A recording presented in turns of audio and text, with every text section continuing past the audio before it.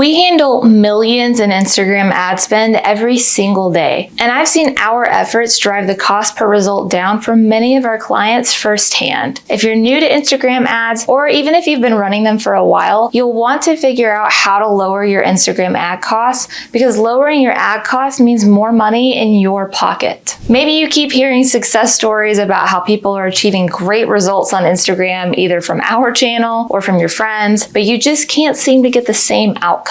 If that sounds like you, keep watching, because today I'm covering the 7-step checklist of things you can do today to lower your Instagram ad costs and maximize your profit.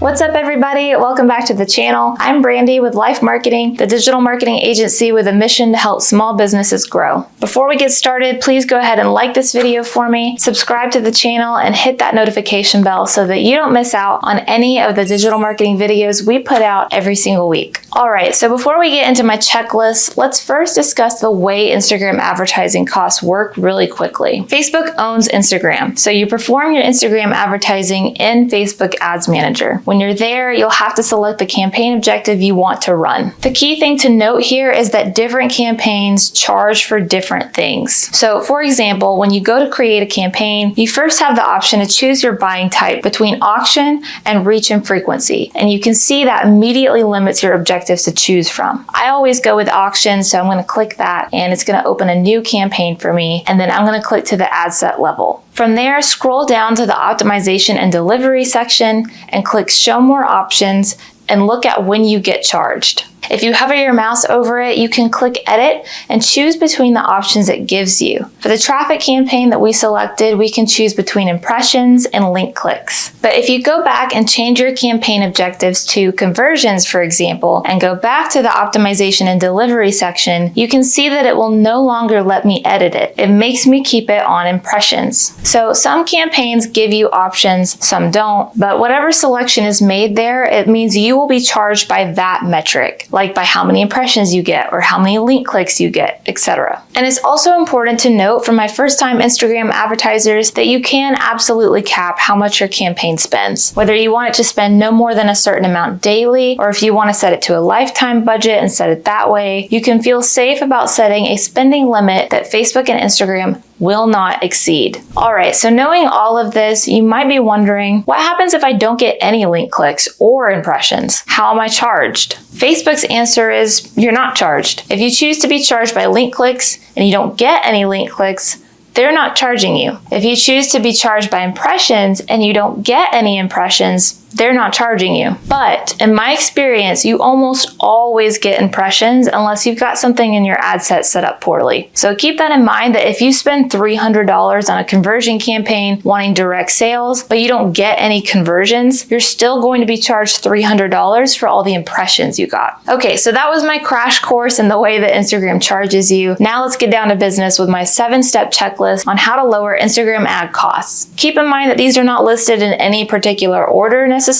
It's more so a checklist that you can go down if you're trying to get your cost per result lower, try and troubleshoot your campaign, and maximize your returns. All right, number 1, analyze your existing data. See what's worked and what hasn't. When looking at your better performing ads, what are the commonalities? Is there a certain demographic that is responding better to your ads? Is there a certain content topic around your product or service that is gaining more attention? For example, do people seem to respond more when you advertise about service A versus service B? Take a look at whatever historical data you have and jot down any patterns you see, because this will guide you in creating more of what's working. If you don't have any existing data yet, analyze what seems to be working well for your competitors. Did you know that you can go to a business's Facebook page and see the ads they're running? Go to your competitors page, scroll down to the page transparency section, click see all, and scroll down to ads from this page.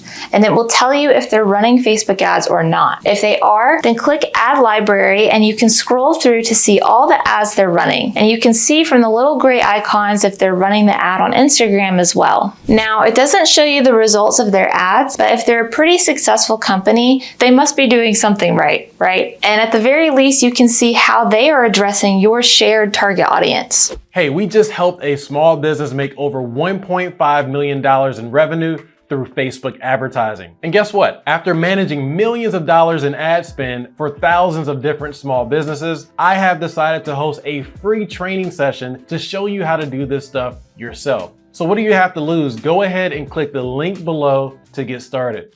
All right, so then that brings me to number 2 on my checklist, A/B split test if you're not already. Maybe on that first step you found yourself thinking, I do have data, I have run ads, but it was basically the same ad every time. There aren't really many differences to compare. If that's the case, then you need to start A/B split testing different ads. A/B split testing is where you test multiple ads or ad sets out at the same time with one variable changed among them to see what performs the best. So this could look like using the same copy with 4 different videos to see which video performs the best. Or if you're testing audiences, run the same exact ads to 4 different audiences to see which audience performs the best. If you're running all different ads to 4 different audiences, you won't know what is making the ad campaign successful, the audience or the ad. And you won't be able to pinpoint what's driving results so that you can capitalize on that. For instance, if it's the ad type that's driving all the success, you want to be able to make more content similar to that ad. If it's the audience that's driving success, you want to invest more money in that ad set to reach more people within that audience. From there, you can turn off the bad ads or ad sets that aren't performing as well. And this is a huge, very direct way to lower your Instagram advertising costs. Because for example, if you're paying $90 per lead on one ad and $60 per lead on another, you'll want to turn off the ad where you're paying a higher cost and reallocate that money spent on that ad to the better performing ad that's getting you leads at a lower cost. But people who don't A/B split test could be solely running the ad that's generating results at $90 per lead and think, wow, this is great, I'm getting leads, when the reality is they could be getting leads at a lower cost if they had just tested more. All right, moving on to number 3 on my checklist, using any existing customer data you have to your advantage. When talking about audiences that might have a lower cost per result, custom audiences are usually one of them. And for the sake of this video, we're going to break custom audiences down into 2 parts, lookalike audiences and retargeting audiences. If you don't know what lookalike and retargeting audiences are or how to make them, I cover that extensively in my Facebook ads targeting video. I will put a link for that in the description. But basically, a retargeting audience includes anyone who is already familiar with your business to some degree. This could be your email list, your website traffic, the people who have engaged with your Instagram posts lately, and so on. Most people don't convert on the first click to your site. They need to get familiar with you before feeling comfortable enough to purchase or fill out a lead form. But sadly, a lot of businesses fail to retarget and thus miss out on a lot of potential customers. Retargeting can increase your conversion rate by 150%. And in my experience with our clients, retargeting ad sets are almost always the cheaper ad set by a long shot in comparison to targeting cold audiences. They convert at a cheaper cost because the audience is already familiar with your business. You can also retarget existing customers to make repeat purchasers out of them if that makes sense given the nature of your business. So if you're not already running retargeting ads, you need to be. Now, a lookalike audience is a new group of people who have never heard of your business before that Facebook finds. And Facebook creates this group by analyzing an existing list you submit. So for example, you can upload an email list of your existing customers and you're essentially telling Facebook to go find people who look like these customers. So even though lookalike audiences are technically cold audiences, they're still created from an extremely warm audience, making them more effective. You want your original list to consist of about 1,000 people or more, and the warmer your original list, the better for your lookalike audience. So ideally, you'd want to upload a list of customers, but if you don't have that many customers yet, you can start with your email subscriber list or your website traffic. Overall, the point here is that you don't want getting the sale to be the end of the road for a customer. You can utilize all your customer data to find more customers and drive more sales if you use it properly.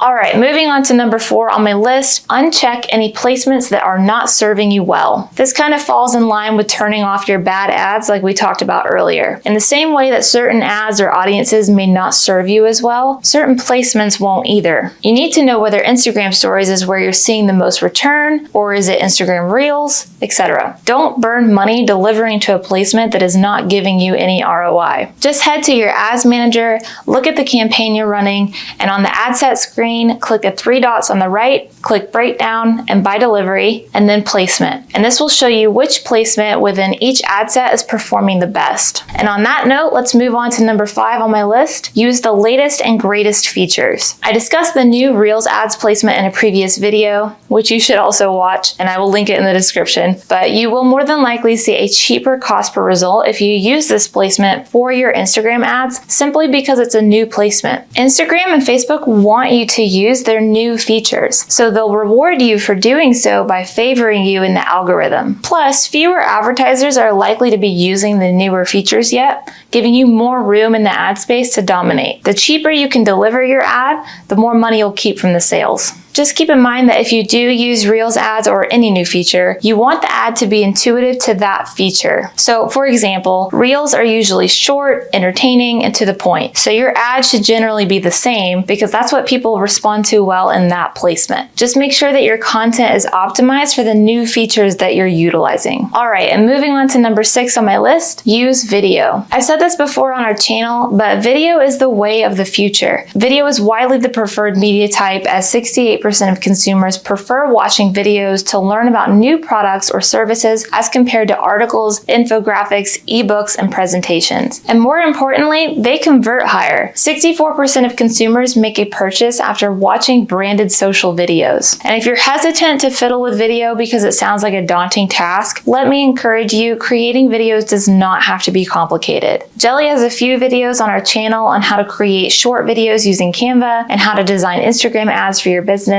So I will link those videos in the description so that you can watch those next to get started. But if you have a smartphone, you can create an effective Instagram video ad. If you watched my top social ad platforms video, you heard me talk about how for the Instagram stories placement, mobile shot stories ads outperform studio shot ads by 63% of the time. So not only are video ads doable, but they are also likely to be more effective for an Instagram ad if you create it from your phone. All right, and then moving on to the last tip on my list, number 7, double check your campaign goal. If you have ticked off every other box on this checklist and you're still not seeing lower Instagram ad costs, you may need to go back to the beginning. Ask yourself, does this campaign objective match my desired outcome? If you're wanting more sales on your website, but you're using the traffic campaign and not the conversion campaign, there lies the problem. If you're wanting more leads, but are using the post engagement campaign, same thing. I've seen a lot of newer Instagram advertisers make the mistake of picking the campaign that's easiest to use instead of the most effective.